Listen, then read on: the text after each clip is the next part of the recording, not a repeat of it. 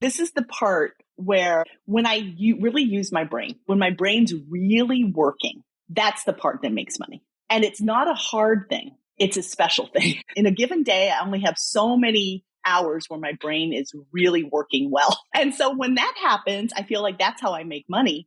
But it's not something that I can just power through and turn to 50 hours, a day. I can't turn it on all the time. Hey, it's Rocky.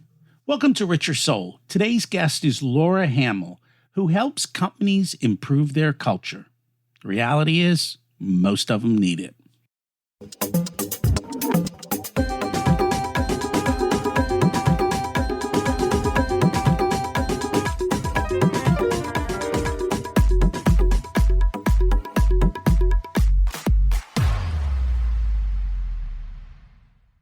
Imagine it's 12 months from now, and you've achieved your major life goals. How does it feel to be in the best shape of your life? To wake up energized, excited about the day? To have great relationships and friends who support you and propel you forward? How does it feel to have an excess of money, to be able to make the choices you want? To be fearless and open to trying new adventures? Imagine being connected to the universe and it providing everything you desire. It's possible over time, and your past does not dictate your future. The only thing holding you back from this vision is you. It's time to take control of our thoughts and use them to our advantage. Welcome to Richer Soul, where we achieve our dreams and bring balance to health, wealth, relationships, time, and spirituality. If you have not had a chance to listen to episodes 1 through 9, I encourage you to go back and listen to the framework behind Richer Soul and how to create the life of your dreams. You can also find all the show notes for this episode at richersoul.com. In your business, your family, your job, there is a culture. Who created it, and do you like it? I love the quote, "Culture eats strategy for breakfast." The problem is it's invisible. It doesn't show up on the profit and loss sheet, but it shows up in how you feel, how excited or demoted you are about your life and how it's going, how it is that you show up when you do your work or with family or just in your daily activities. We all create a culture. Most of us haven't thought about what's the culture I want to have? How do I create it? How do I improve it? And what are all the issues that come along when you try to bring about change? Because as you know, people don't like change. We've got plenty of episodes on that too. Laura Hamill is an organizational psychologist, ex-Microsoft director, and a Limeade co-founder, an employee experience software company. Through her firm, Paris Phoenix Group, she advises companies how to transform their culture. She also is host of the Happy at Work podcast. We're going to chat about her new book. Let's meet Laura. Welcome to Richer Soul, Laura Hamill. It's great to have you join us today. Aw, thanks so much for having me, Rocky. I'm excited to talk with you. And I'm excited to learn from you too as well. We always like to start at the beginning. What was it like when you were growing up, and how much did your family and school teach you about money? Here we go. So I had a pretty unique childhood, pretty unique upbringing. My parents were hippies, and I mean the full on, every part of it hippie. We had a VW bus. We lived on 60 acres of land that we bought. We built our own house from the logs on the land. And I'm older, but I'm not, this is not in the, pioneer days. This is fairly recently. And so I helped build our house. I helped, put the logs together. I helped nail the roof on. And so I grew up without electricity, and it was really an interesting childhood, pretty challenging on a lot of fronts. Getting into the money part, we didn't have a lot of money. And so that was pretty challenging, trying to kind of work through that. And there's a lot of my own kind of ambition that's built into that circumstance, right? Of not having money. But the not having electricity part was really hard too. There was a lot that was good about it because we had a TV that was one of those little 12-inch TVs that I had to plug into the car battery. And so I learned really early how to pop a clutch on a car to get a car to start because it only would last an hour, to watch the TV. And we got like one channel and it was whatever was on is what you watched. But so it ended up that I read a lot, and reading is a really kind of fundamental part of my childhood for sure. But the money part is an interesting piece. Boy, do we have enough time, Rocky? I mean, the things that were interesting, I guess that if I'm trying to be like introspective about that, is that I really believed that I could change my circumstances and that I was going to change my circumstances. And that if I worked really, really hard and did all the right things, then my circumstances would change. And so in a lot of ways that was true. So my parents were anti-establishment. I was very establishment. So I went to school. I got good. I didn't even care if I went to school. They honestly were like, you could stay at home if you want. You could be homeschooled. And I'm like, no, I'm going to go to school and I'm going to get straight A's and I'm going to do all the things, all the sports, all the clubs. And I did. I was, really an overachiever. I was going to say, how did that fit in like with all the other kids? So I just have one brother. And so he was the kid with the mohawk, at school that liked heavy metal. He was the artist. He was very anti-establishment too. So it wasn't great. Like he kind of thought I was a sellout, I'm sure, Does he still think that? Maybe. Okay. No, I don't know. Maybe not so much, but yeah, it was my way of coping, right? Is to become like a way of trying to be successful so that I could get out of those circumstances because I didn't like being poor. It must be interesting to live without electricity. It is still, I'm telling you, when I take a nice, good, hot shower, I'm like, what else do I need? What else do I need? Right? It's amazing how many things we take for granted. It's amazing how good we got it. It was a struggle. There's some times of year where it was fine, but when it was cold or snowy it was hard.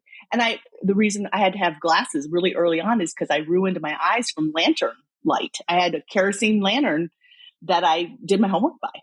And so that was a little challenging. Very interesting.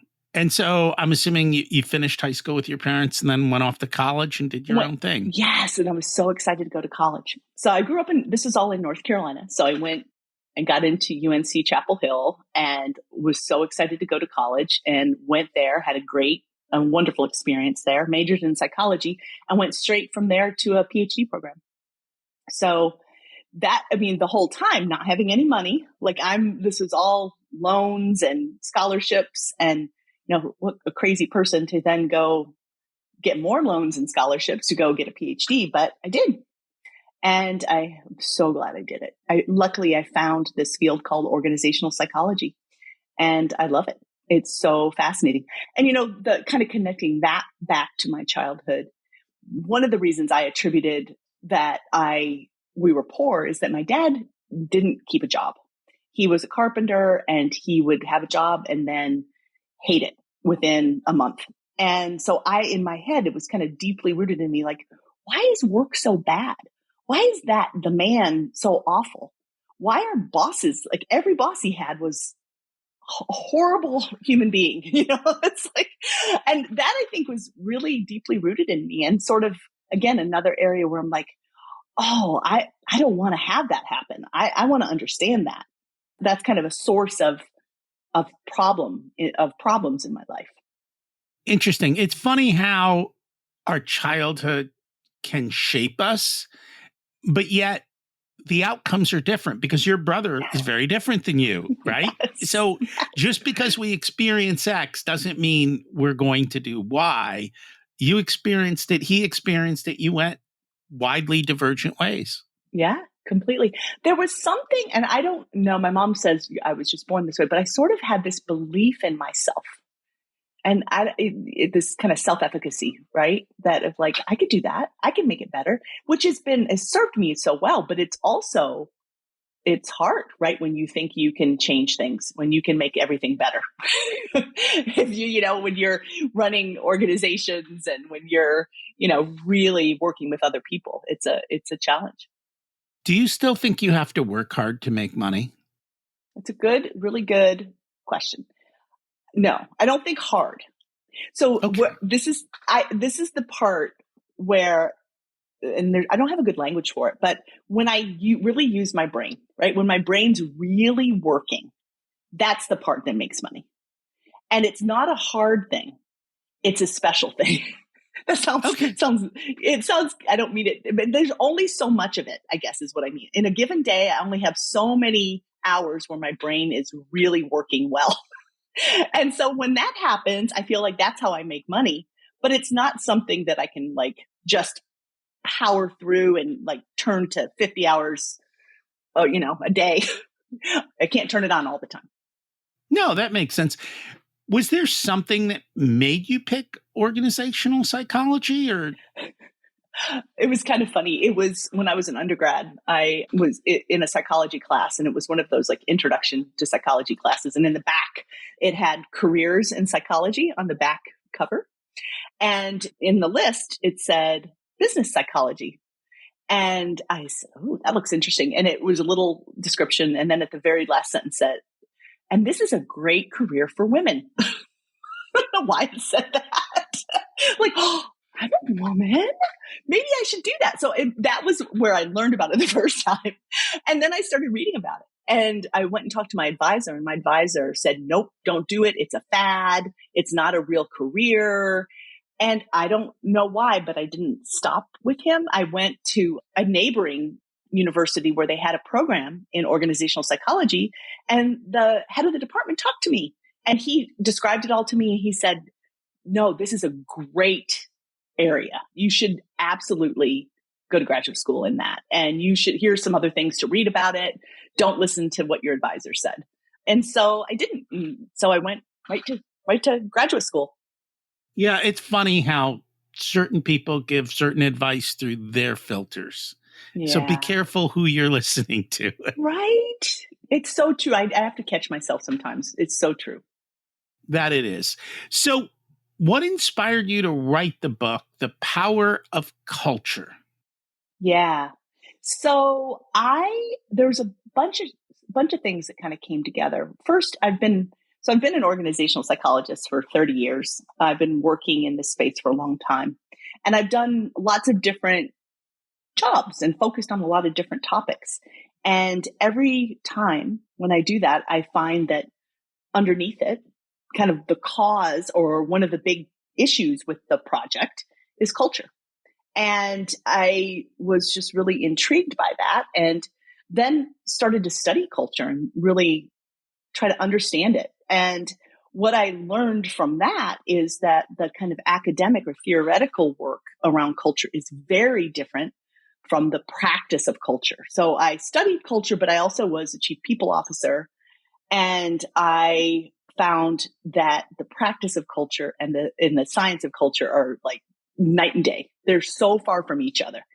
And this book is really trying to be like an interpretation of what does the science tell us, and how can we make it easy and accessible for people? Like, how can we make it so that it's not impossible to do? To kind of create a little bit of meaning on top of the science so that people can actually help, change their cultures. Yeah, I work with a lot of business owners, and I'm like, many of them, because they're small businesses, creating culture is like way down the list. Mm. And I'm like, okay, first off, there is a culture in your business. That's Whether right. you actively create it or not, it's there. And if you're going to let someone else create it, good luck to you. Yes. The second thing that we tell people is you can train people, but you can't train culture. So we tend to tell people hire to culture because it's really hard to change people's core beliefs or values or the way they behave in the world. Yeah. And The problem is, because you can look at the P&L and I know there's a problem, but the problem isn't the number. The problem is something happening outside. And I can't see culture in the spreadsheet, but I can listen and hear and watch. And you start to understand over time that this is a cultural problem. This is a way we do business problem. And it has significant consequences to the bottom line. And when you hire people that don't fit, they cause so many problems that, yeah, it's a mess. It is. And this is why so many companies are just kind of frozen and paralyzed. They don't know what to do. So back to your first point around every company has a culture. So this is, I just want to dig into that a little bit because it's absolutely true. So your organization, no matter the size, if it's more than 2 people, you have a culture. And what we need to understand, and this is the part that I see business owners not understanding, is how are people with each other and with the work in the day-to-day, right? Just in the day-to-day. They have all these choices. They're making little teeny tiny choices and really big choices. All day long, they're making those decisions. So what is guiding them to make those decisions? It's the culture that's in place.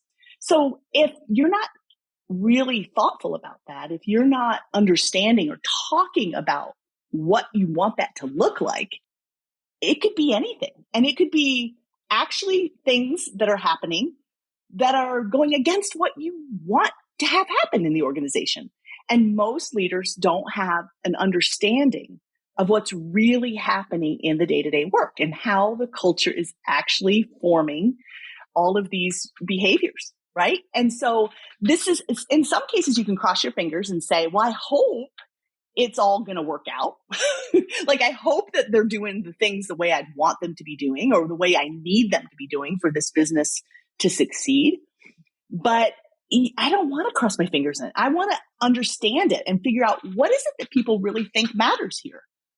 And if I would like them to know what I think, if I was running that business, here are the things I think we need to focus on. Here are the ways we need to work together in order for us to achieve these kinds of goals. And so it's just that real intention about that. You know, I have leaders telling me, they don't do things the way I want them to, or, you know, it's not working out the way I want it to. I'm like, have you ever articulated what it is you do want? Have you ever said out loud, no, I want you to be this way, or I want us to value these things? And usually, oh yeah, I've never said it. I just expect them to figure that out, you know, through osmosis.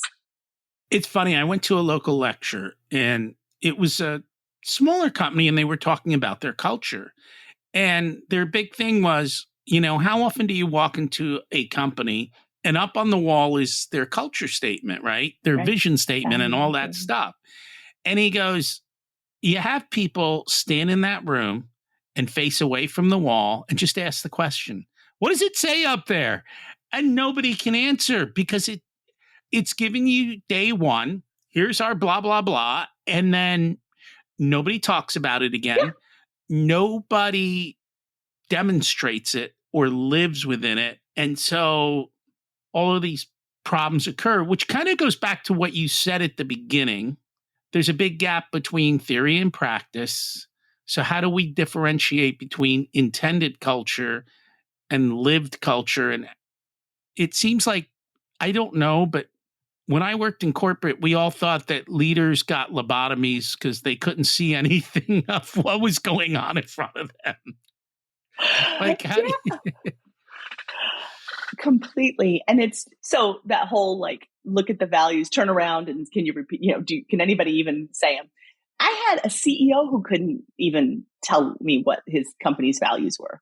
And so, like, oh my gosh, and why have them, right? Why have them? And so it's a weird kind of evolution in the culture space where almost every company knows that they should be talking about culture and they know they should have values, right? They have values behind the receptionist desk, as you said, or on their website, but then they stop.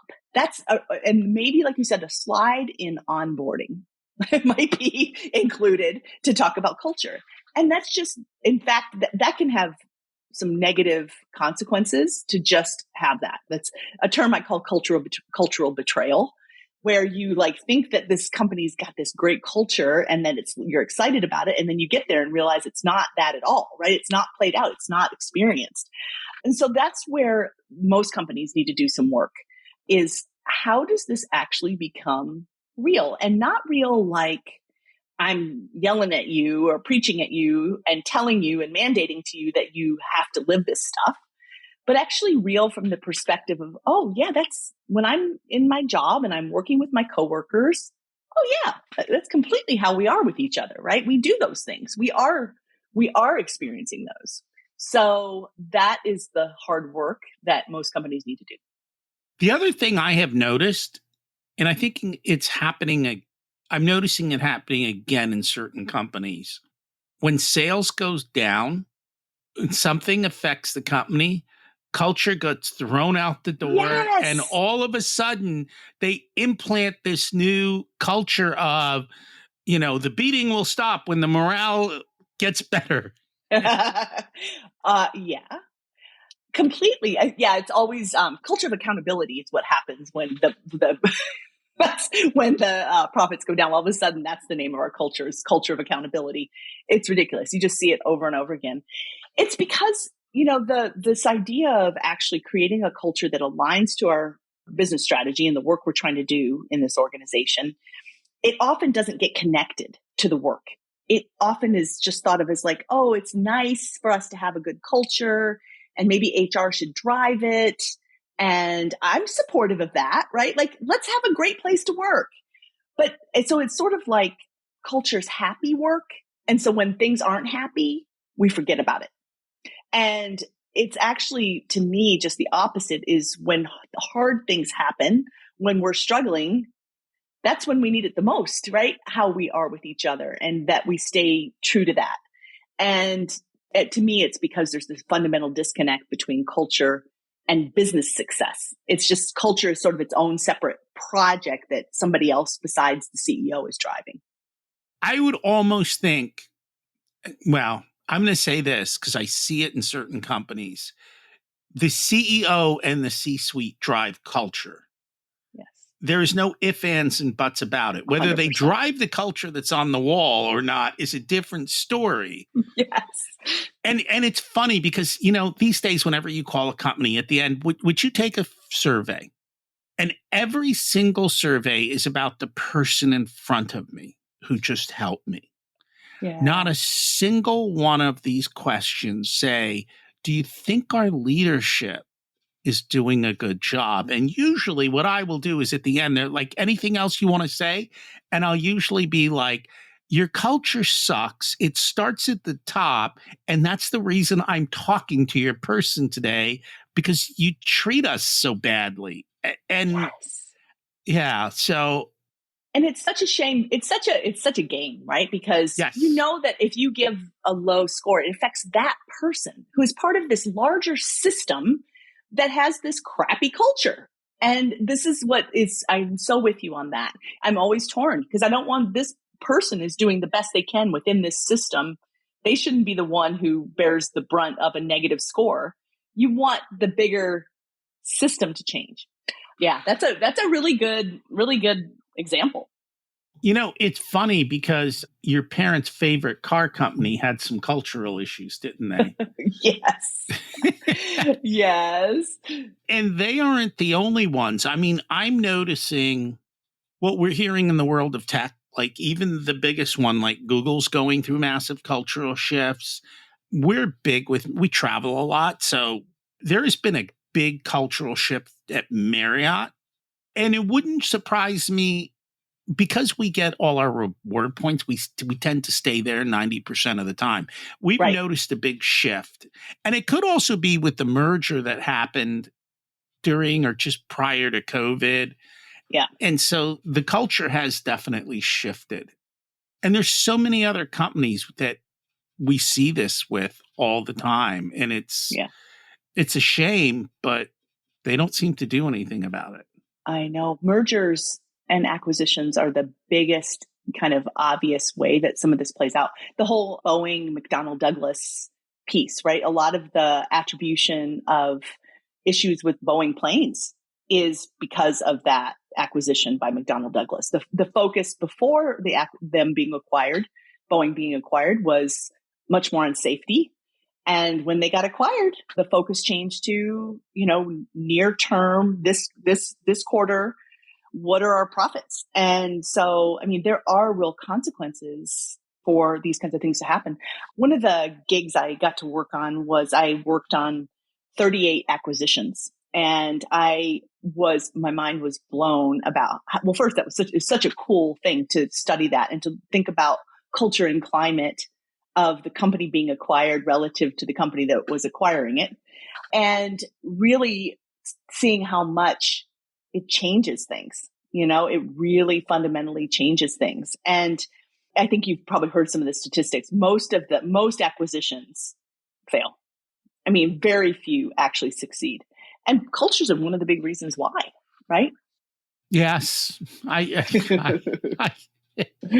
So out of curiosity, because this youngest generation doesn't seem to put up with crap. Yeah. Yeah. Are you noticing that they're forcing culture change, or are they getting into like, hey, sorry, we're out of here, or like what's kind of going on? Yeah, I love that. I think about some of the things that I put up with as I was younger in my career, and I'm kind of thrilled that my son and my daughter, my son's 24, my daughter's 20, I don't think they're going to put up with it, right? They're not going to do the things that I felt like I had to do, that I didn't really even in some ways question.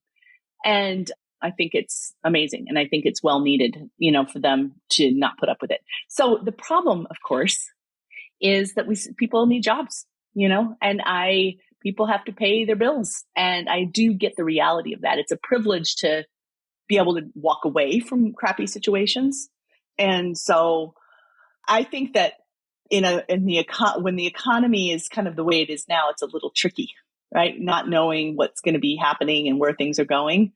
But when things are kind of more stable, perhaps, I think you're right. The people who are able to, your best people who have other options, are going to walk away when the culture isn't one that is supportive. I definitely see that and hear that from a lot of people I know. One of the companies, I helped start a software company called Limeade.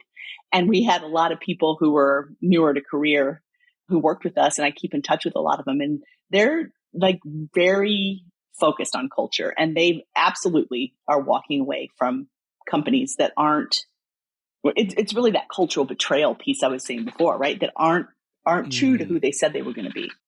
And that makes sense. Speaking of the economy, I realized anybody who's probably younger than 45 has never gone through a recession where it was meaningful to them.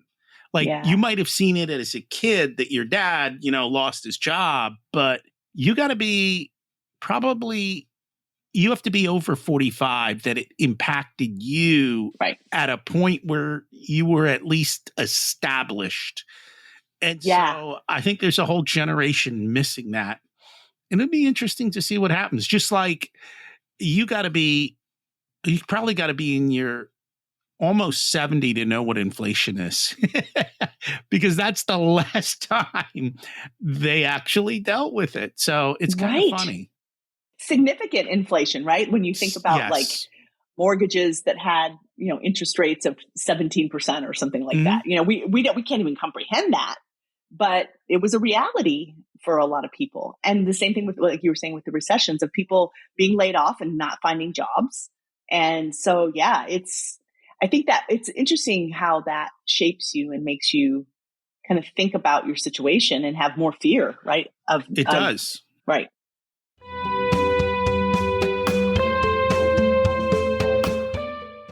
This episode of Richer Soul is sponsored by the Profit Answer Man podcast. If you're a business owner who wants to scale and grow, increase profits, or want to have strategic conversations around your financials, then check out the podcast. You'll learn how to work less, increase cash flow, increase profits, and build reserves to help you weather storms. It's built on the Profit First methodology of pay yourself first. The Profit Answer Man podcast is a must listen to for every small business owner and anyone who wants to help them survive and thrive. Check it out on your favorite listening platform.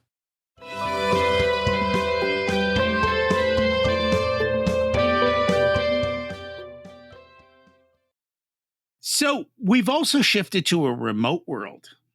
Yeah. How do you build culture in a remote world? Because that's something really, really difficult, I think. It is. It's really hard. I think the way I kind of think about it is when we're in person, when we're in these offices before COVID, when all that was, before that, any of this wildness was in place, we had all these I call them culture props, right? You had your shiny office, you had your coffee, you had your ping pong table, you had all these culture props that really helped reinforce your culture and made it a place where you could say, look, here's examples of how we're collaborative, or here's examples of how we're fun. Here's examples of how we support each other. And when we went into these little boxes of being, working from home and being remote, those culture props weren't there anymore. So we had fewer things to call on, fewer things to point to. The only thing we have is the voice and the picture of the people who we're interacting with. And so what my manager says in these little boxes, what I hear the leaders say in town halls, have a lot more weight. They always have mattered, but they have even more weight when you don't have any other culture props around.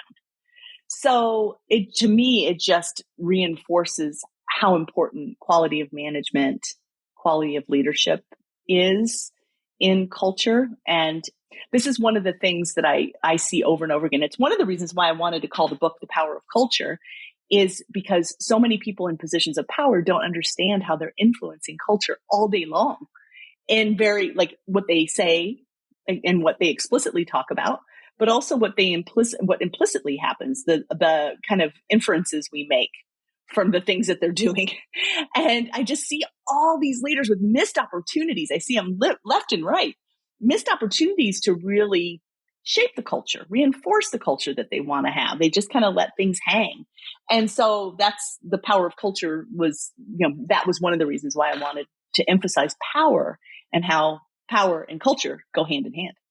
I think one of the reasons that occurs, and I didn't realize this, and we've talked about it on other episodes, when you get up towards top leadership, the noise around you is always positive. No one's ever saying, holy crap, what did you just do? You insulted half the audience, or nobody's giving them real feedback.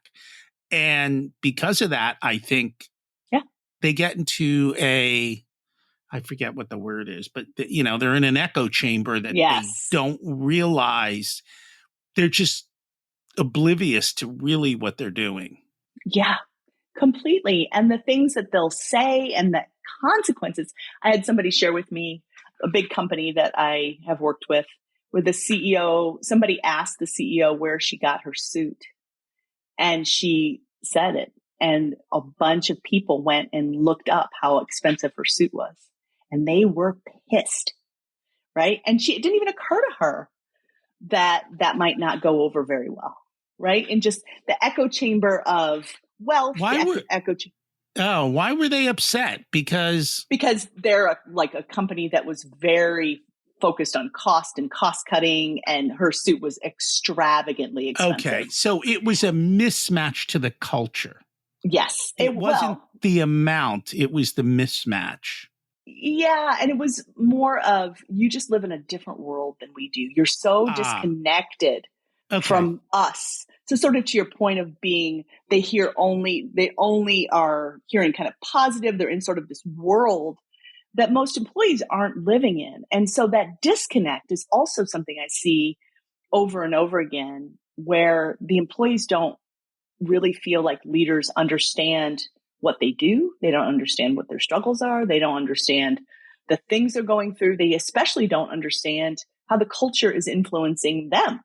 And so kind of like your person on the phone call that you were, the customer service person, the culture is influencing that person on the phone with you. and how you feel about that company. And, there's a huge disconnect for leaders. Well, part of it is they're told what to say, Mm-hmm. and they have limited options, and they are trained to behave in certain ways. In order to do that job, you kind of have to. And Right. they've lost empathy and compassion or anything else. And it's just what it is. Yeah. Out of curiosity, like if we were to look at all the companies, what percent do you think have a great culture? That's tough. I actually see quite a few companies that have great cultures. And so that's encouraging to me. Like I do see like companies that are very intentional, that the CEOs are driving it, that they get it. There's struggles along the way. If I had to guess, maybe like 40%. You think that high? Yeah, well, I think we hear a lot about the bad stories, right? You don't hear as much about the good stories. So yeah, I don't know. Maybe that's optimistic. What do you think, Rocky? I would think it's a small percentage, but it's hard to tell. It seems like it's not the norm. That much I can say. They might pretend they have a good culture, but like you said before, the reality was it wasn't. And I think you even told a story about Sophia, right? The mother who is trying to balance her work and her kid, and they're telling her to work more and more, and they give her a promotion, and then the first thing they do is say, why don't you tell everyone how wonderful a company is to be a mom? And she just was like, are you out of your mind? Yeah, completely. And, that's what I wanted to do in this book. I wanted to show, like, give real employee examples. We hear a lot about, like, at a company level, these really awful things that happen. But I feel like individual employees are impacted all day long with regard to culture. And so, like, seeing how it kind of plays out in these weird ways, in these really kind of sad ways. Yeah, that example. Oh, and for her to be asked to talk about it and showcase it is it's just gross, right? I don't know. I think that is very, just shows a lot about the show of it and what kind of company they are, right? It does. And the other thing that you kind of talked about in the book is culture needs to be uniform across the organization. And it doesn't matter. You can have a very small business with, it might not even be departments. It might be people, the accountant and the salesperson and the production person and the office manager. And if they're all operating in different cultures, and when you get bigger, it becomes harder. And when you get bigger, then you have managers who create their own culture within each of these little silos, and it turns into chaos. How do you keep everyone together? Right. Sometimes, people will say to me, well, if we have these lines of business and we have good leaders there and they're doing their thing, isn't that good enough? And so my question back to that is, well, is there anything that those lines of business need to do together? Are they operating independently? Then maybe it's okay that they have their own culture. But if there's something that we're trying to do together, are we trying to serve a customer in some sort of way, create a product together, then we have to have a common operating system for how we work together. And that's what these values, and when they're really experienced, these values can do. And so that's what I mean by we have to have that uniformity. And it doesn't have to be, it doesn't have to be that every single thing we do is in the same way, but there's a core set of shared values that we probably need to have in order for us to do this, create this product together, to serve our customer in a consistent way together. So that's the part of reason why we need to be able to have that uniformity, is so that we can do the thing together. And this is why I'm like always want to connect it back to what is the work? What is the business that we're trying to achieve? And how is it that we need to be with each other to achieve those things? And so you had to keep connecting it back to strategically what we were trying to do. And that makes a lot of sense. So as companies try to change the culture, which is difficult, what are some of the biggest mistakes they make when trying to fix their culture? Yeah. So one of them is what I've mentioned already, is that they give it to HR. And I'm not anti-HR. I think HR plays a huge role in this. But I see this over and over again, right? You can tell by your face. But here's the thing, and this is the truth of the matter. What I have found in a large corporation is the entire purpose of HR is to protect the company from the person. So their culture, they don't even have the right vision and purpose. Yeah. Yeah, they're not in the position to be able to actually do this work well, right? Now, some organizations have HR in a more strategic role, but not, a lot of them don't.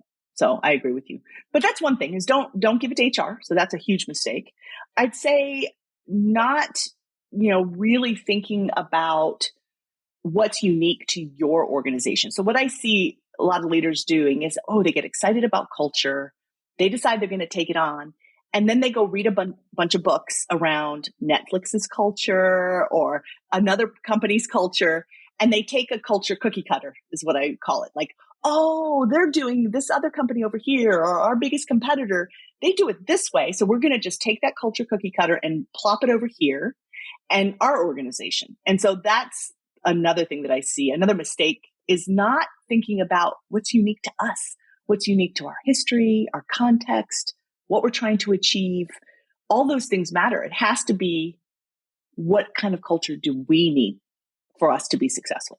So that culture cookie cutter, don't do that. That's a big problem. I'd say another one is thinking about this as a mandate, meaning, okay, I'm owning this and now everybody's going to do it. And as soon as I, send the email or do the one town hall, I'm done, right? Like, let's check that box. I did it. I owned it. I'm the CEO. Yay. And you just can't think about it as a mandate. I mean, literally, I've seen leaders send out an email and think that that's how you create culture. So the idea of how do you connect, I use the kind of idea of hearts and minds. You need to connect with the minds. There needs to be some logic to it. It needs to connect to business strategy. It needs to make sense to people. But there also is a big part of this that's about emotion and inspiration and connection. That's the hearts part. So hearts and minds are really important to this work. And so a big mistake I see is just sort of missing the hearts piece. And that makes a lot of sense. We probably should talk about Zappos, because it seems like, I don't know if they're currently still revered like they used to be, but I know for a long time they were culture. Yeah, I know. It was that's the kind of example of taking, what is Zappos doing? And then we should do it. And I think it's awesome that they were trying some really unique things, and that they were focusing on culture, and they told their story about it. But to me, it's like, well, then each company needs to do their version of that. Like, what is it that is important to us? What differentiates for us? Not just take exactly what they were doing. Yeah, I remember when everybody's reading the Netflix books, and it's very tempting. I think there's stuff we can learn from it, but it's not, don't learn about the process. Don't learn about exactly what they did. So one of the things we talk about is purpose, personally. And what I find is everyone's always trying to copy somebody else's purpose, or keeping up with them, or comparing to them in personal finance. And it sounds like this is the exact same concept. It's like, oh, that looks good, let's do that, instead of going, what do I want my culture to be? How do we, and you said it before, what's unique about you? And I think that's where the people struggle, is to say, this is how we do it. This is the way it's different for us. Instead, they try to be somebody else, and you can't be somebody else. Completely. Or they try to be like, I also see companies that just do such basic things, like they emphasize things that are just so basic and fundamental. Like one of the companies, their value was proactive. I'm like, huh. So it just feels like, do you think being proactive is going to differentiate you? It didn't feel like a high enough bar to me, but just kind of boring too, and not special and unique to what we're trying to do. And like, can't you get a little excited and a little energy around what this company is about? Come on, you're making me fall asleep. It's funny. I was in sales for a long time. And so in sales training, when you got that type of a thing, what the trainers would look at you and say, so what? Mm-hmm. Like, right? We do things this way. So what? And then you've got to answer that. Right. Yeah. Yes. And that's you've got what needs to happen. Peel the onion and get back further to every part of how you do things. That's right. The kind of the 5 whys, or the, why do we need to be proactive? Why is that true? Why is it that that's going to help us succeed?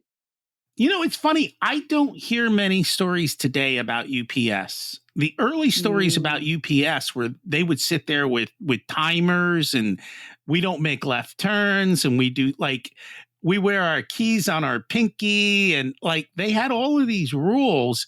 I'm wondering if they just got to a point that they're so efficient that they don't have to keep going to that level of whatever, or did they lose their edge? I have no idea. Yeah, I don't either. You're right, because we used to hear a lot more about them and see a lot more in just commercials and things, right? And you just don't as much. I wonder from a market share, how they're comparing to other. Well, I mean, it's them. Companies. It's pretty much them, FedEx. Yeah. I don't think there's really anybody else in the game. Right. I know that Amazon uses the U.S. Postal Service. Yeah. I don't either. And I wonder from a culture perspective how that it just doesn't sound like we hear anything about it. Does that mean internally they don't focus on it too? I don't know. You mentioned Amazon, and it's funny because Amazon's a tech company in a sense, and yet their culture is not tech company culture. I thought it's hilarious. And I guess because they talk about the Amazon, the only thing they give their employees is bananas. I'm like, what are you got monkeys running around? Bro, who thought that culture up? Well, they are interesting, I think, because there's a lot about what they do that's very focused on operations. They're absolutely a tech company, but also operations, right? And how to be efficient with how they do the operations of their business. And so I think that's a big part of who they are. You've probably heard of they have guiding principles or leader operating principles. Yeah. And that's a big part. I mean, I personally wouldn't want to work there, but I can see how the way that they go about talking about their operating principles, or I should know that leadership principles, maybe, that everybody knows them. Everybody understands them. They live them. They're real. They're experienced, and their business is doing well. That's for sure. I think one of the weird things about Amazon is they have 2 distinct workforces. They have a very high tech, white collar, and then they've got a whole nother group of people who are moving boxes. And I guess their culture is we treat them the same, or the benefits are the same. And so that's probably what kind of creates that issue. We had on Steve Anderson back in episode 404, which was the Bezos letters. So it was all about the principles that Amazon uses. Yeah. And the core of it is it's always day one. We're always innovating. We're always changing. We're always figuring out how to keep up, how to do all of that. And their culture is it's okay to fail. Yeah. And that's a hard culture, because if your management yells at you or docks you or doesn't give you a promotion because you failed, now you got a culture problem. Right. Yeah. And how do you balance that, right? Of saying, no, I didn't mean that kind of failure. I meant this innovation failure. And how do you walk that line, right? But I think that the innovation is absolutely there. I mean, they obviously are showing that to us every day, that they're able to figure this out from just at scale, and all the new product lines. So they've got some things figured out. That's for sure. But again, I'm pretty confident that I would not want to work there. I wouldn't want to work there. I tell my son not to work there. Right. I know my daughter, this was bizarre. She was offered as an internship to be a manager on the fulfillment line. I'm like, that's an internship. She was going to manage 6 to 8 people working the line as a 20-year-old. I'm like, wow, do not do that. Run as far as you can from that. Honestly, though, I think it would be a great way to learn about people in a high pressure situation. Oh, yes. Agreed. But to be working with people who are older than you, who have more experience, and you're 20 years old and trying to manage them, that just, I don't know. It's a learning experience. That one is. That's a real learning experience. That is completely. You know? And at that point, it's okay if you fail, right? Yeah. For those poor people who you're managing, that's what I feel like. Well, she just have to call her mother every day and have a conversation. Mom, how do I do this in this culture? How do I tell that story? Completely. Oh, man. Is there anything we should have talked about but didn't get to today? I think one of the things that we didn't really talk about that I was sort of another reason why I wanted to write this book. This topic is there's so much to understand. I find it inherently interesting.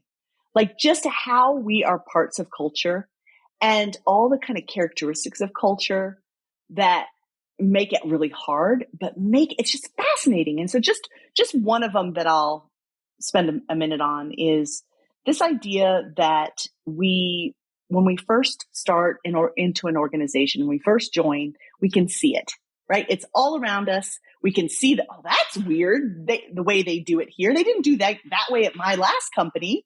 Or what? Everybody's like, nobody asks any questions at the town hall. In my last company, everybody asked questions. You can see things really clearly.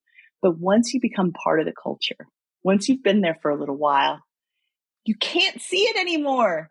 It just becomes the way things are and the way we do things. And that to me is fascinating, that we've just become kind of blind to it. And so it's really hard to study it. It's hard to change it when you can't really see it, and it's hard to put words to it. So I think, to me, I hope that people who are interested in the topic of culture will just dig into it a little bit more, read it, because it's pretty fascinating how it works. And the more I think we can do that and understand it, the better I think we can do things with it and deal with it, is when we understand it more. So that would be, I think, the only thing.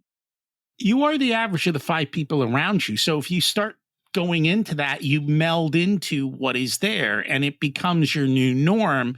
And so it's no longer different or weird. It just is. And actually, there is one culture that I can't stand. This is the way we always did it. Oh, completely. Or, we've tried that before. It's not going to work. Yeah. Well, it's kind of funny how these things come together. But at the end of the day, I can definitely say culture and bottom line go together. It's just there's no line item for it. And so it's so hard to measure and show it. But you can tell a well-run organization from one that isn't by looking at what their bottom line does. Yeah. I think you're completely right. And it's not this perfectly direct relationship that you're going to see in one quarter. It is a longer term commitment. It's a longer term piece of this, but you get not only a better bottom line, but there's so many other benefits of working on your culture in terms of maybe, creating a place where you might want to work, a place where you want to go to every day too, as the owner. So there's a lot of reasons why we should focus on culture. That reminded me of another author who's talked about the way he built his company, and he's a little bit out there. Derek Sivers. I don't know if you've ever heard of him. He literally started a company from nothing and grew it up to probably millions, but he didn't run it. He's just like, if there's a problem, figure it out. And if I have to come in, I'm going to tell you how I fixed the problem, but not doing that. I'm going to tell you how I thought through the solution. Like, we did this because of these beliefs and this thing. So he would just kind of go in and he let the employees have control. There's good and bad to that, because there were parts where the employees all voted themselves all massive bonuses and he didn't make any money. Like, whoa, you got to have a line. Right. But at the same point, he's a little out there because he's more on the creative side. He's like I think he's a guitar player or singer. I'm not sure.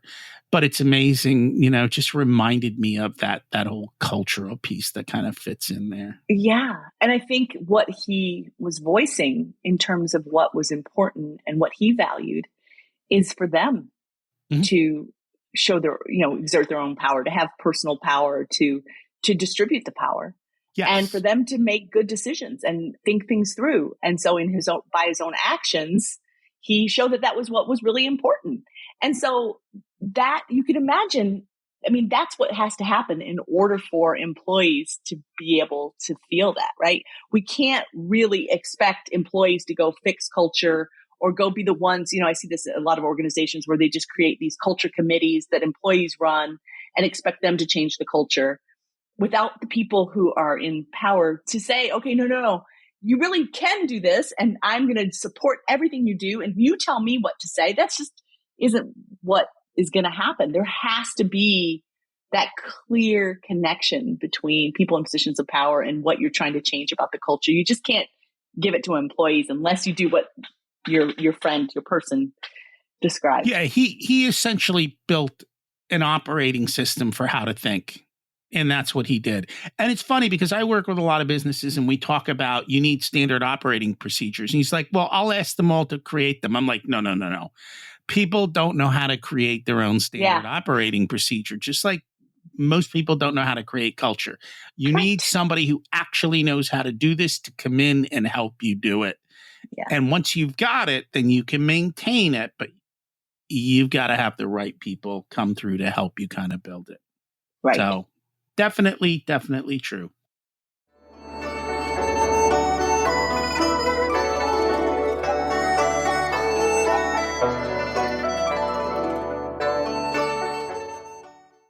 It's time to learn the secrets of life. What's your secret to living an abundant life? That's a great question.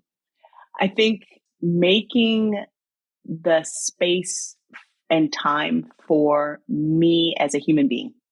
When I realized I could design my days the way that actually were better for me, it changed everything. Oh, yeah. I design my days, my weeks, and how the week flows and all of that. Here, I thought you might have said no electricity, but I actually like the electricity part. What did you learn later in life that you wish you would have learned sooner? Oh, that it all works out. It really does. Like everything, it's just over and over again. I've gotten that message very clearly that it works out. It's all going to be fine. It is. I forget how old the planet is. I think it's billions of years, and there's been hundreds of millions of people, and we all kind of work out, Yeah. It's amazing how that is. Yeah. It's when we try and control everything that it goes wrong. Yes, agree. If you were to give an 18-year-old one specific piece of wisdom, what would it be? I can't believe I'm saying this because my daughter is 20, but I'd say just have more fun. Just why not? I was so worried about my grades and about a job and about a degree. And I kind of look back and it's like, oh, I should have had more fun. So it's never too late, right? It's never too late. You can always have fun whenever you want. Yes. That's what grandparenting is all about. Have fun. Yeah. Yes. If people would like to learn more about you, get a copy of the book, how do they do that? So you can buy my book on Amazon or Barnes & Noble. It's The Power of Culture. under Laura Hamill. Also, I have a website where you can get information about it. It's parisphoenixgroup.com. It's Paris, the city, Phoenix, the city. Those are my kids' middle names. And also on LinkedIn. You can always reach out to me on LinkedIn under Laura Hamill. Awesome. We'll put that in the show notes. Thank you so much for joining us today. Thanks so much for having me, Rocky. That was a fun conversation. How happy are you with your culture? I think if we look at the United States in general and the politics, culture's not so great. Really, really bad. But there's also culture in your home, your work, and other places that you go. You go to the gym, there's a culture. Is there something you want to change about that? How are you going to do it? The bottom line is culture is important, but so often it's ignored. And as she said, we get used to bad culture. We accept it and we give up. No offense, but that's not the way I want to live life. I hope it's not the way you want to. Everyone gets to do their part to change culture around them. Next week, we've got Dane on to talk about the power of a family office. When you build wealth, this is the next step. By the way, if you know someone who would enjoy this episode, would you do me a favor? Would you share it with them? I'd appreciate it. Maybe we can change their culture. Thanks for listening. Have an abundant week.